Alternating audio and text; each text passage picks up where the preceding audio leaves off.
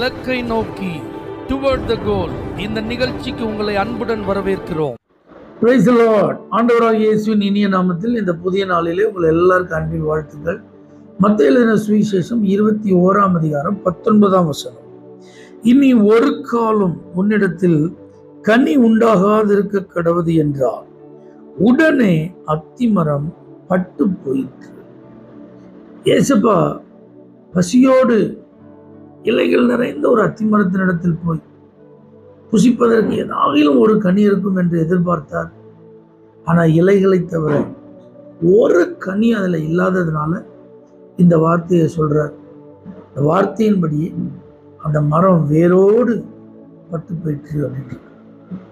அப்ப ஆண்டவர் கனியை எதிர்பார்க்கிறார் என்பதை நாம் இதிலிருந்து அறிந்து கொள்ளலாம்.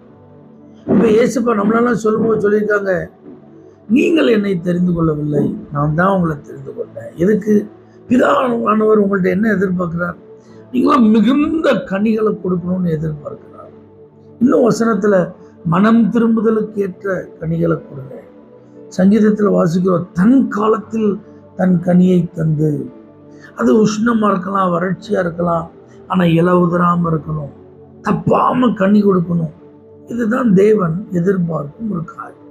அப்ப கனி என்பது நம்முடைய சுபாவத்தில், நம்முடைய பழக்க வழக்கங்களில், நம்முடைய வாழ்க்கையில் நாம் மாற்றம் அடைந்தவர்கள், மறுரூபம் அடைந்தவர்கள், மனம் திரும்பினவர்கள், இயேசுவை இரட்சகராக ஏற்றுக்கொண்டவர்கள், விசுவாசிகள், கிறிஸ்தவர்கள், வேதத்தின்படி நடப்பவர்கள் என்பதை வெளிப்படுத்துகிற தன்மையை காண்பிக்கிறார்.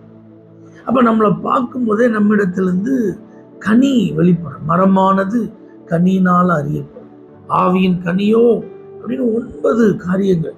அப்ப அந்தந்த சூழ்நிலைக்கு ஏற்றாற் போல அன்பை வெளிப்படுத்துறவங்களா, விசுவாசத்தை வெளிப்படுத்துறவங்களா, சாந்தத்தை வெளிப்படுத்துறவங்களா, இச்சையடக்கத்தை வெளிப்படுத்துறவங்களா, நீதிய பொறுமையை வெளிப்படுத்துறவங்களா, தயவை வெளிப்படுத்துறவங்களா, நற்குணத்தை வெளிப்படுத்துறவங்களா நம்ம இருக்கணுங்கிறது தான் ஆண்டவருடைய எதிர்பார்ப்பு. அப்ப இந்த மரத்துல பாருங்க, கனி இல்லை. அப்ப நம்மை ஆண்டவர் நோக்கி பார்க்கும்போது கனி இல்லாம நம்ம என்ன செய்யக்கூடாது? இருக்கக்கூடாது. 2வது, இலை இருக்கு, கனி இல்லை, அது மாய்மாலத்தை குறிக்கிறது. அப்ப வெளியில ஒண்ணு உள்ள ஒண்ணு அப்படி இருக்கக்கூடாது. இரட்டை வேஷம் போடுறவங்களா இருக்கக்கூடாது. ஆலயத்தில் இருந்தா ஒரு விதமாகவும், வெளியில வீடுகளிலே இருந்தா அல்லது வேலை ஸ்தலங்களிலே வேறு விதமாகவும் இருக்கக்கூடாது. ஆண்டவருக்கு முன்பாக ஒரு விதமாகவும், அப்படியே ஆண்டவருடைய சமூகத்தை விட்டு வெளியே வந்தா இன்னொரு விதமாகவும் இருக்கக்கூடாது. ஆண்டவருடைய பிள்ளைகளோடு இருக்கும்போது ஒரு விதமாகவும், உலகத்தாரோடு இருக்கும்போது வேறு விதமாகவும் அப்படி இருக்கக்கூடாது. அல்லது வெளியில எல்லாருக்கும் காட்டுறது ஒண்ணு, அந்தரங்கத்துல வேற ஒண்ணு, இப்படி நம்ம இருக்கக்கூடாது. இந்த மாதிரி மாய்மால கிரியைகள் நம்ம இடத்துல இருக்கக்கூடாது. பாருங்க, ஒரு திராட்சை தோட்டத்துக்கு நடுவில் தான் ஒரு அத்திமரம் இருந்தது.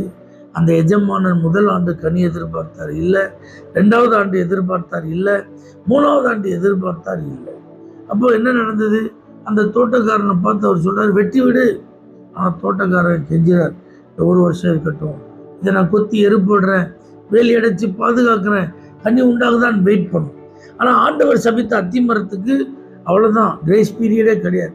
ஆனால் நமக்கு கிருபை இருக்கா, நம்ம இந்த வருஷம் கனி கொடுப்போம் அப்படிங்கிற ஒரு எதிர்பார்ப்புல தான் ஜீவனை கத்த தந்திருக்கிறான், வாழ்க்கையை கத்த தந்திருக்கிறான், நாளை தினத்தை கத்த நமக்கு சந்திக்க வாய்ப்பை தருகிறான்.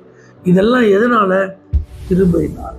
அதனால கனி இல்லாமல் இருப்போமானால், மாய்மாலம் பண்ணி கொண்டு இருப்போமானால், நிச்சய கூடாரியானது வேறு அருகே வைக்கப்பட்டிருக்கிறது, அது வெட்டப்படும். ஆனா கிருபையின் தேவன் நம்ம மேல மனதுருக்கமா இருக்கிறதுனால கனி கொடுப்போம் என்கிற நம்பிக்கையில நமக்கு வாய்ப்பை தருகிறார். இதை பயன்படுத்தி கனி கொடுக்கிறவர்களாய் மாறுவோம்.